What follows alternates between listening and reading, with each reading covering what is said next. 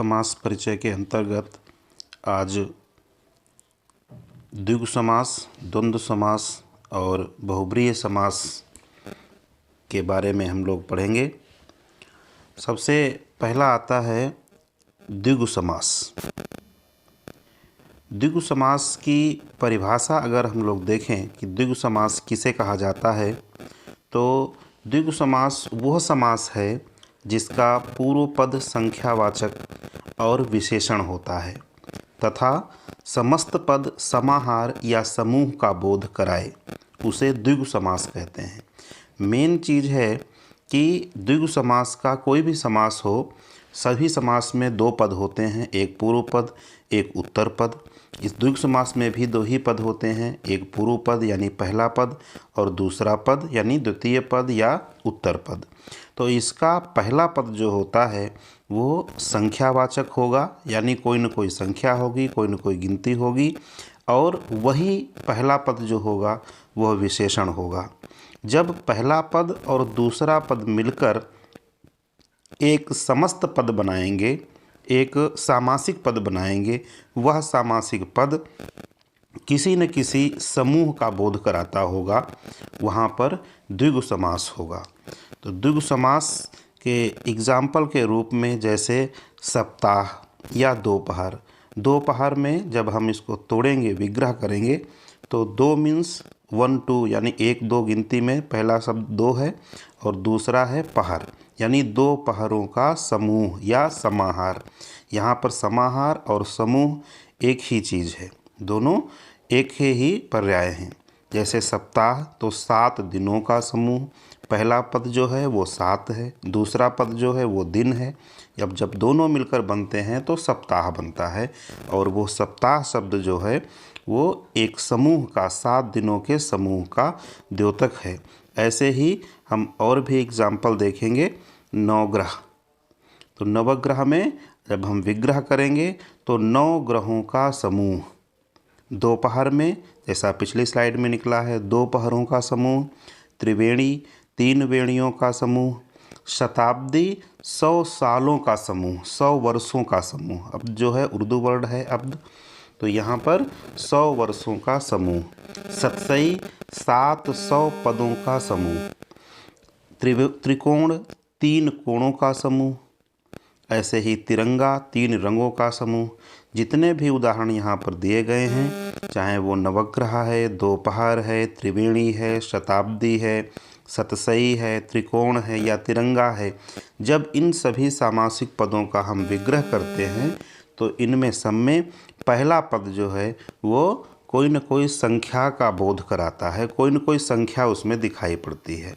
और जब हम दोनों पदों को मिला के एक नया सामासिक पद बनाते हैं तो वो कोई न कोई एक समूह का बोध कराता है, अर्थात इनमें सब में द्विगु समास है।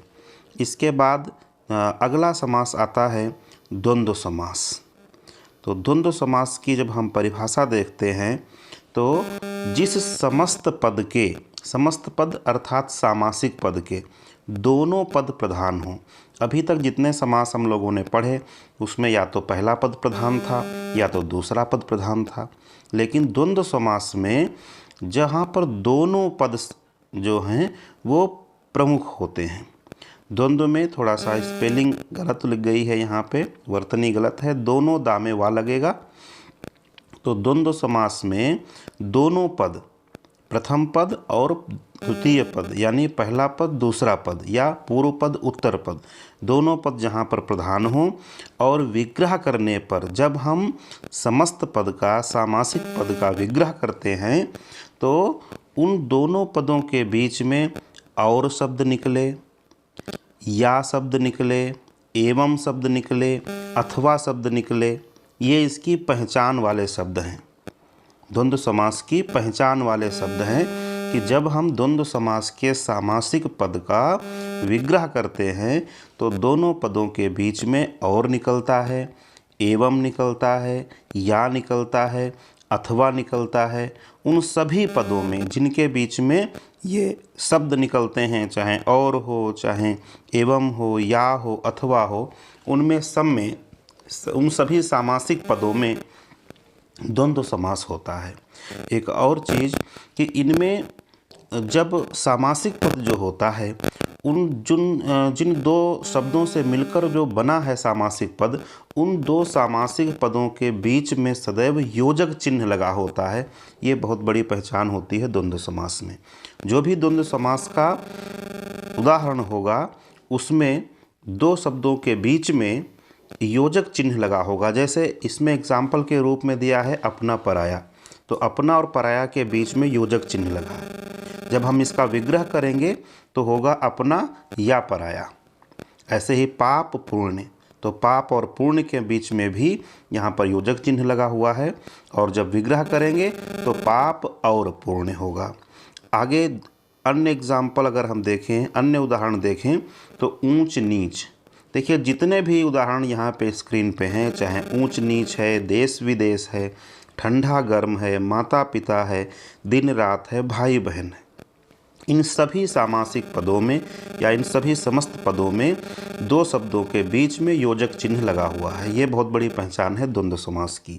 जब इनको हम तोड़ते हैं तो ऊंच और नीच, देश और विदेश, ठंडा या गर्म, माता और पिता, दिन और रात, भाई और बहन, यानी जो लाल कलर से लिखे हुए शब्द हैं और, या, अथवा, ये सारे के सारे परिचायक हैं द्वंद्व समास के, कि जहाँ पर समस्त पद के बीच में और लग जाए, या लग जाए, अथवा लग जाए, एवं लग जाए, या समस्त पद के बीच में जहाँ पर योजक चिन्ह लगा हुआ हो, वो सारे के सारे द्वंद्व समास के उदाहरण हैं। तो द्वंद्व समास बहुत ही सरल समास है, इसकी पहचान बहुत सरल है। बस इसमें ध्यान रखना है कि इसके दोनों पद, प्रथम पद और उत्तर पद, यानी पूर्व पद और उत्तर पद, या पहला पद और दूसरा पद, दोनों पद प्रधान होते हैं। दोनों पदों के बीच में योजक चिन्ह लगा होता है। विग्रह करने पर और, या, एवं, अथवा आदि शब्द यहाँ जहाँ पर निकले वहाँ पर द्वंद्व समास होता है। अगला समास है बहुब्रीहि समास।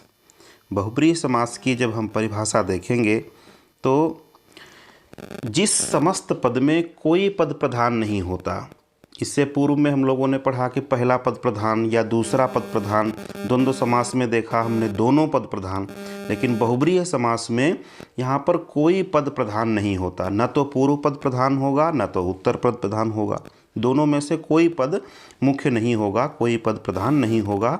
दोनों पद मिलके, अर्थात पूर्व पद और उत्तर पद, दोनों पद मिलकर किसी तीसरे पद की ओर संकेत करते हैं।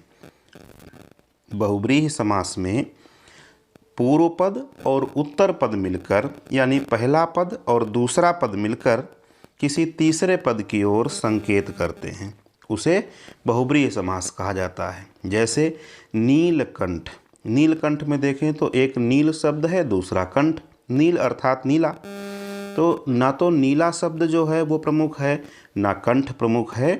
प्रमुख क्या है कि नीला है कंठ जिसका, अर्थात शिव जी। यहाँ पर ना तो नील वर्ण उनका प्रमुख है, ना कंठ प्रमुख है तो शिव शब्द, शंकर शब्द। तो जहाँ पर न तो पहला पद प्रधान हो न दूसरा पद प्रधान हो, दोनों मिलकर तीसरे पद की ओर संकेत कर रहे हों, वो पद प्रधान होता है। जैसे कि नीलकंठ में न तो नीला वर्ण प्रधान है न कंठ प्रधान है, यहाँ पर तीसरा शब्द जो है शिव वो प्रधान है। अन्य उदाहरण देखते हैं। लंबोदर, लंबा है उदर, लंबा शब्द एक है, एक उदर शब्द है, दोनों शब्द प्रधान नहीं हैं। तीसरे शब्द लंबा है उदर जिसका अर्थात गणेश जी, गणेश जी की ओर यहाँ पर संकेत किया गया, अर्थात गणेश जी यहाँ पर प्रमुख हैं, इसलिए बहुब्रीहि समास है। और भी एग्जाम्पल हैं। दशानन, दस हैं आनन जिसके, अर्थात रावण। चतुर्भुज, चार हैं भुजाएं जिसकी, अर्थात विष्णु जी। चतुर्मुख, चार हैं मुख जिसके, अर्थात ब्रह्मा जी। पंकज, पंक में, पंक अर्थात कीचड़, पंक का मतलब कीचड़ होता है, पंक में पैदा हो जो, अर्थात कमल। घन श्याम, घन के समान श्याम है, श्याम वर्ण वाले, श्याम जो उनका वर्ण है, रंग है, घन के समान श्याम वर्ण वाले, अर्थात कृष्ण। मृत्युंजय, मृत्यु को जीतने वाले, मृत्यु को किसने जीता है, शंकर जी ने, तो मृत्यु को जीतने वाला अर्थात शंकर जी। यहाँ पर जो प्रत्यक्ष रूप से हमें पहला पद और दूसरा पद दिखाई पड़ता है वो प्रमुख नहीं है, वो दोनों पद मिलकर जिस तीसरे पद की ओर संकेत करते हैं, अर्थात उन दोनों पदों को मिलाकर जो तीसरे पद हमें मिलता है, तीसरा पद, वही प्रमुख है। तो ऐसे समस्त पदों में बहुब्रीहि समास होता है। तो आज हम लोगों ने द्विगु समास, द्वंद्व समास और बहुब्रीहि समास को अच्छी तरीके से जाना। आशा है आप लोगों को समझ आया होगा। धन्यवाद।